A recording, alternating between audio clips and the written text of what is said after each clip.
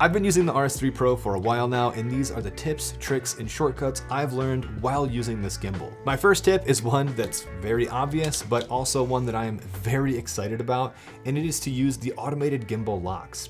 You can either have fold and lock, like I have here, or you can use recenter and lock as well. Another small but nice feature is these dedicated follow switches on the side of the gimbal. You can still select specific speeds and adjust the individual pan, tilt, and roll strengths in the menu, but when it comes to switching between them now, having a physical button is nice when you're on the fly switching during shoots. I've used this more during weddings, so this was a nice addition. My next tip is to know the difference between those modes. Quickly going over those modes, pan follow only uses the pan motor, so the horizontal and vertical movements are locked while the camera can pan left and right. Pan tilt follow locks the horizon, but the camera can pan left or right, or tilt up or down. FPV gives you control over the pan, tilt, and roll to give you complete control of your gimbal. This is the most creative mode, and it helps to fine-tune your gimbal settings if you will be using FPV mode. My fourth tip for the RS3 Pro is that there are stronger motors, but be sure to calibrate them as well. I find that I can tilt my screen out more on the RS3 Pro than I could on the RS2. While using my mirrorless Sony cameras, even with my 24-105 and flipping the screen in and out, I sometimes will get a out of balance, an orange out of balance, but it's never red, and it's never giving me those weird micro vibrations that sometimes, if I overloaded my RS2, I would get some micro vibrations, so it would ruin my footage completely, and I haven't ran into that problem with the RS3 Pro at all yet. My next tip is to use recenter and lock if you'll be using this gimbal inverted. When you are inverting the gimbal and you use fold and lock, it will fold the correct way the first time, but the gimbal doesn't know it's inverted, so it'll actually, it might struggle a little bit to find the proper orientation when unfolding in inverted mode. I ran into this when I was using this on a ring, so I always, if I'm going to be flipping this around, I will use recenter and lock. I have a video going over recenter and lock a little more that I will leave in the description down below. It has to do with my RS3 Pro on a ring, which brings me to my sixth tip for the RS3 Pro, and that is to rig it out for whatever your shoot needs. Like I said, I have that RS3 Pro ring video, but I also would like to try the Tilta ring.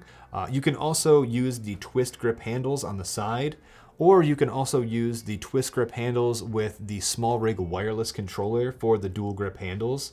This makes controlling the gimbal, like start and stop recording and just basic gimbal functionality, a little bit easier when you're using those twist grip handles. You can also attach a monitor to the RS3 Pro with a monitor mount. I have a video going over that with the RS2, so that's still applicable with this one. I will also leave that linked in the description if you would like to check it out. You can also use the briefcase mount that comes in the box with the RS3 Pro. You can really rig this gimbal up to fit your needs and your shoot. My seventh tip for the RS3 Pro is to use the start-stop recording, and if your camera supports it, you can use the Bluetooth version of the start and stop recording. You no longer need a camera control cable if your camera is supported. To set up Bluetooth control on a Sony camera, turn on Bluetooth by going to Settings, Network, Bluetooth on. Turn on Bluetooth remote control by going to Network, Transfer Remote, Bluetooth remote control on. Click the Bluetooth icon on the RS3 Pro, go back to pairing on your camera, confirm your gimbal, and you can now start and stop recording on your gimbal using Bluetooth. My eighth tip is that you can customize the buttons on the back of the gimbal. You can adjust what the M button does to lock or unlock the screen, take a photo, or activate LiDAR focus if you have that module. I'll go over more shortcuts and customizations in the shortcuts section, but just know that you can configure the back of the screen to a certain point. My ninth tip for the RS3 Pro is to use the RavenEye without a phone. You can swipe right to use the 1.8-inch touchscreen to activate Active Track. When it comes to using the RavenEye, it's good to get a high contrast scenario where movement is pretty minimal and the scene is not rapidly changing around. When it comes to using Active Track, I've had the best results having a very high contrast subject with very minimal movement. This is not advanced enough to be an autonomous camera operator with no one behind the camera. The RavenEye is best used when you're actively using the gimbal and need a little bit of assistance following a subject.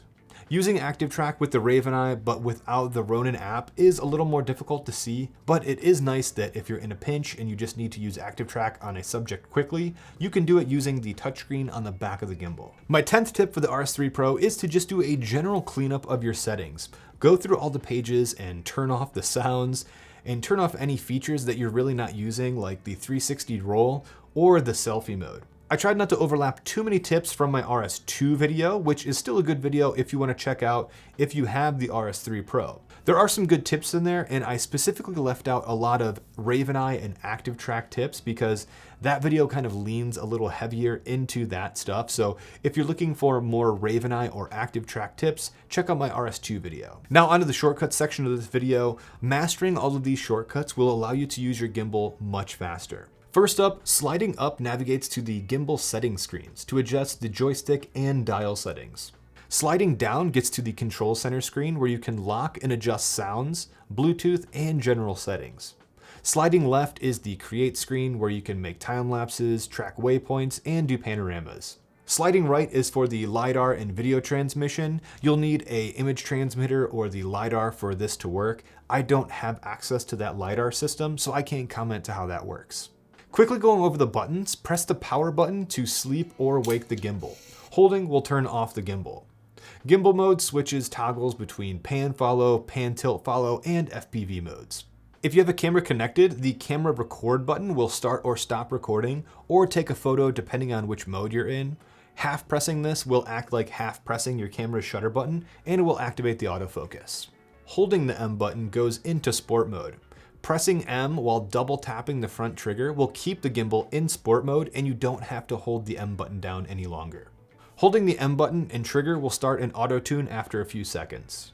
The joystick adjusts the gimbal. The front trigger can lock the gimbal if held down. Holding the trigger and tapping the screen will stay in lock mode. Double tap the front trigger to recenter the gimbal. You'll be using this all the time. Triple tap initiates selfie mode if you didn't disable it. If you have an image transmitter or LiDAR, tap once to start the Active Track. The dial functions can be customized to adjust either your cameras or an axis on your gimbal. For the RSS ports on the front of the gimbal, the top is for your camera control cables, the middle is for the focus motor, and the bottom is for either the image transmitter or the LiDAR rangefinder.